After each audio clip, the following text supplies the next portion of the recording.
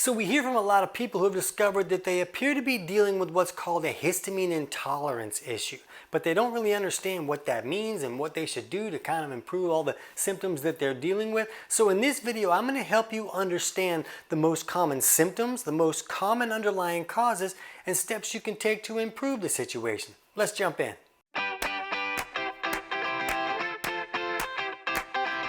TC Hale is not a doctor and does not claim to be a doctor or licensed in any type of medical field. Don't be an idiot and use anything heard on the show as medical advice. This information should be used for educational purposes only, and you should contact your doctor for any medical advice. Now get off me. So we're looking at a possible histamine intolerance issue. It can be a little bit tricky because a lot of the symptoms that show up have other possible causes that can be creating these symptoms as well. And most people are not going to be dealing with all of these symptoms, but any of these symptoms have the ability to be caused by a histamine intolerance issue. So the most common symptoms we see are diarrhea, bloating, nausea or vomiting, headache, a runny or stuffy nose, shortness of breath, itching or like rash or hives types issues where they're having trouble with their skin, flushing. Low blood pressure is an interesting one to me, an irregular or fast heart rate, painful menstruation, or the swelling of the lips, tongue, or throat. So that's a lot of different symptoms that could show up, and they're really going to vary from person to person. So what appears to be going on is that histamine is something that we find in a lot of the foods that we eat, and the body should be able to take care of it and get that out of the body so it doesn't accumulate and create these symptoms. But some people seem to be having a problem getting rid of this histamine, so if you put this person that's having trouble getting the histamine out of the body together with foods that are really high in histamine, then you have the ability to create a lot of trouble. So some of the foods that appear to be higher in these histamines are things like processed foods and aged cheeses. So things that are kind of have preservatives, and processed meats have a lot of preservatives. So foods that are aged or preserved seem to be very high in histamines. And things that are fermented, like sauerkraut and other fermented foods. The vegetables that seem to be the highest and most problematic are tomatoes, eggplants, and spinach. And the tropical fruits, pineapple, bananas, papayas, and citrus fruits seem to be higher in these histamines. The fish like mackerel, tuna, sardines, and herring, along with shellfish. And then strawberries, nuts and peanuts, licorice and chocolate, sorry about your luck, soy, egg whites, and then additives like colorants and preservatives. These are the things that seem to be higher in histamines. And there's other foods that are, it's kind of debatable whether they're really high in histamines, and a lot of people disagree on these. But these are the ones that most people agree on. And if someone wanted to improve the situation by reducing the level of histamines that they were consuming, these would probably be some foods that you really want to start off with. I don't think somebody really needs to be psycho about all the foods that contain any histamine, or foods that some people might think contain higher levels of histamine but others don't feel like it. And just keep in mind that if you're trying to improve your histamine intolerance issue by reducing these foods, you're not really fixing the actual problem, you're just managing the issue so that maybe you reduce the symptoms that you're experiencing by eliminating or really reducing these foods that you might be consuming a lot of, which is really still beneficial. You're really still improving symptoms that you're dealing with. You feel and function better, so I'm not against that at all. But we really like to look at the most common underlying causes of issues and address that so that a person might have a little bit more freedom. And the biggest problem seems to be this enzyme, diamine oxidase, or DOA. And this is an enzyme that the body uses to degrade this histamine so that it can be removed from the body and it won't become problematic. But a lot of people seem to be deficient in this enzyme, or they seem to be dealing with malfunctions that are not allowing that enzyme to fire or to function correctly. And an interesting thing about this is that this particular enzyme seems to be very high during pregnancy, and it appears to be very low during the estrogen peaks of someone's menstrual cycle. And that's pretty interesting because cravings for things seem to be highest at those points during the menstrual cycle. So if somebody was having a lot of cravings for something like chocolate, during their cycle, and then this enzyme was going lower during that time, and they were consuming more chocolate but had lower DOA enzymes to help remove the histamines from that chocolate, you can see that a lot of these women might be magnifying their issues. And these symptoms that go along with this histamine intolerance seem to come in cycles for some people. And this is a perfect example of how that might happen. So one thing that's interesting is that there are some organ meats that are higher in this DOA enzyme. Things like placenta and kidney and liverwurst. And somebody might say, well, liverwurst? Why would I want something that's the worst of its category? I don't even think I'd like liver best. But liverwurst just seems to be high in this DOA enzyme. And a lot of people might not want to eat a whole bunch of kidney, but you can get good grass-fed organ supplements these days. I'm not going to give you a brand, but there's some companies out there that make good grass-fed beef kidney supplements that will supply you with this DOA enzyme. And you can also just search for DOA enzyme supplements, and you'll find some out there that can help you just supply the body with more of this enzyme. And this is really interesting to me because I had a client that was having some of these histamine type symptoms, but they would go away whenever she was pregnant. She had more than one kid, and every time she was pregnant, these symptoms just stopped. And after she was pregnant, for a little while, those symptoms would stop as well. But she was actually doing that thing where they take the placenta and they encapsulate that so the mother can take those capsules and replenish a lot of the nutrients that are stripped from building this baby. So it's a very effective way to replenish a woman that has just given birth to a child, is by encapsulating the placenta and then consuming those capsules. Some people kind of freak out about that, but it seems to be very effective. But that's just interesting to me that this particular person would have these symptoms go away while she was pregnant, when this enzyme seems to be a lot higher during pregnancy, but it would continue after that until about the time where she ran out of the placenta capsules. And I didn't have an understanding of this DOA and this histamine back then. This was a long time ago for this client. But it's interesting that those symptoms went away while she was using those placenta capsules that were supplying more of that enzyme. Another big correlation we need to look at is hypochlorhydria, which is low stomach acid. And when you put into Google, the biggest search engine on the planet, I put in there a study on histamine intolerance and hypochlorhydria, because a lot of these symptoms that we see are also symptoms that we see with food sensitivity issues. And food sensitivity issues often come up because someone doesn't have their digestion working correctly. Maybe they're not making enough stomach acid, maybe their bile is not flowing correctly, but these processes are very important to be able to break down our food and access the nutrients in that food.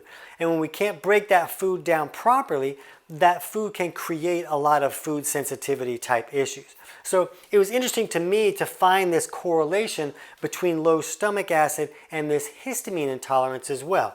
And Google says that some clinical research studies have investigated the relationship between histamine intolerance and gastric acidity, observing a higher prevalence of hypochlorhydria in individuals diagnosed with histamine intolerance. So the people who had been diagnosed with this histamine intolerance seem to have a higher level of this hypochlorhydria issue. And Google also says that studies suggest a potential link between histamine intolerance and hypochlorhydria, indicating that individuals with histamine intolerance may often experience reduced gastric acid production, which can impair the breakdown of histamine in the stomach, leading to increased symptoms associated with histamine intolerance. This connection is primarily attributed to the role of the enzyme diamine oxidase, or that DOA enzyme that we were talking about, in histamine degradation, which is dependent on an acidic stomach environment for optimal function. So what they're saying here is that that low stomach acid is reducing the ability for that DOA enzyme to function correctly. Hey, shut up, phone, I'm talking about histamine intolerance. And they went on to say the potential causes of hypochlorhydria and histamine intolerant patients could be proton pump inhibitors or PPI use. Frequent use of PPIs, often prescribed for heartburn, can significantly reduce stomach acid production, potentially contributing to histamine intolerance symptoms in susceptible individuals. And so that happens when someone's on a reflux medication. They're kind of turning off their body's ability to produce that hydrochloric acid. But a lot of people have reduced that ability to produce hydrochloric acid in their stomach even though they're not on a PPI. There's a lot of reasons that someone might not be able to make enough stomach acid, and they go on to say that autoimmune gastritis, certain autoimmune conditions affecting the stomach lining can lead to reduced acid production, which could be associated with histamine intolerance, and bacterial overgrowth. An imbalance in gut bacteria can also contribute to reduced stomach acidity and potentially worsen histamine intolerance symptoms. So when we're looking at this combination of, well, hypochlorhydria could be a problem or the dysbiosis could be a problem, this stomach acid here in the stomach is not just there to help us acidify the food so we can break it down and get the nutrients out of that food. That stomach acid appears to also be important to help fire those enzymes. But the stomach acid is also the barrier to the whole digestive tract. When varmints are coming in on the food that we're eating, they're supposed to die in an acid bath. So if there's not enough stomach acid there, these bacteria and other microorganisms come in and they set up camp and they throw a keg party, and then they come down here in the small intestine and in the gut as well. So a lot of times when there's a dysbiosis issue where there's more bad bacteria than good bacteria, it happens because of that lack of stomach acid. So it's interesting that they're seeing this histamine intolerance issue with both people with hypochlorhydria or people who have dysbiosis. Well, it makes sense where some people might have both. We also look at this study on intestinal dysbiosis in patients with histamine intolerance, and they say an imbalance or dysbiosis of the gut microbiota was observed with patients with histamine intolerance in comparison with healthy individuals. In the HIT group, HIT is a cool name for histamine intolerance issue, the relative abundance of bacteria associated with gut health was significantly lower, whereas that of histamine-secreting bacteria was significantly higher. So it appears that there's some types of bacteria that can secrete histamine, raising that histamine level even higher. And what's interesting is that they say that a greater abundance of histaminogenic bacteria may favor the accumulation of high levels of histamine in the gut and its subsequent absorption in plasma, which can trigger adverse health effects. The ability to degrade histamine derived from an intestinal dysbiosis would be easily overwhelmed in an individual with DAA deficiency. This dysbiosis could also provoke mucosal inflammation, a condition that impairs DOA functionality. Therefore, an overrepresentation of histamine-forming bacteria in the gut could be another possible origin of histamine intolerance. So basically, they're saying that, wow, look at this. If a person didn't have a lot of this DOA enzyme, then more histamine could accumulate, but these histamine-producing bacteria might like that. That may be a better environment for them to thrive more. And then as they thrive and create more inflammation, that can restrict the ability for that DOA enzyme to function, further elevating those enzyme levels. So is it a problem where the histamine went high first because there wasn't enough DOA, maybe because stomach acid wasn't there to make it function correctly? Or are the problems because of this bacteria in there? I don't know. Does anybody really know? And I'll put these links in the description below, and I'll also put a link to a study that says that it disproved that there's such a thing as histamine intolerance, because it looked at the symptoms that are commonly showing up with this histamine intolerance, and they said, well, we see that other things can cause those symptoms too, so histamine intolerance must not be a real thing. Well, we see that just about any health issue has a variety of underlying causes, and that's why they can be very difficult to fix. So we don't view that as a reason that it's not real, but if you can take steps and you see improvement to your situation, then maybe it's real enough for you. But what's interesting is that we're seeing that this problem could be caused from different angles. So when we're looking at all of these issues and this possible dysbiosis that has the ability to really magnify this problem, it appears that a lack of stomach acid is very important, because that maybe doesn't allow this DOA enzyme there. Maybe the person is lacking that enzyme in the first place, and then this dysbiosis becomes a big problem. And also a really important step seems to be to remove alcohol or specific medications that may be restricting the body's ability to get rid of this histamine. And I'm not giving any advice on medications. You'll have to kind of do some research to figure out if any medications that you're taking might restrict the ability of the body to degrade this histamine and get rid of it. So is it a problem that there's too much histamine being produced? Maybe there's a bacterial overgrowth doing that. Not to mention any histamine that the body may be making on its own just as a response to some type of immune function. Or is it just a problem where the body can't get rid of that? So when you're looking at steps, the steps might be different from person to person. You know, if you're having digestive malfunctions or symptoms, it's really important to correct those malfunctions, especially the low stomach acid issue when we're looking at this problem. But it seems that if a person was eating a lot of these foods, they could remove these foods from their diet until they felt better. If they have low stomach acid issues, they can improve that low stomach acid to allow the stomach to acidify. They could put more of these enzymes in the body or consume these foods that contain those enzymes to give the body more of that enzyme. And if there was an overgrowth, they could take steps to bring that overgrowth down a little bit.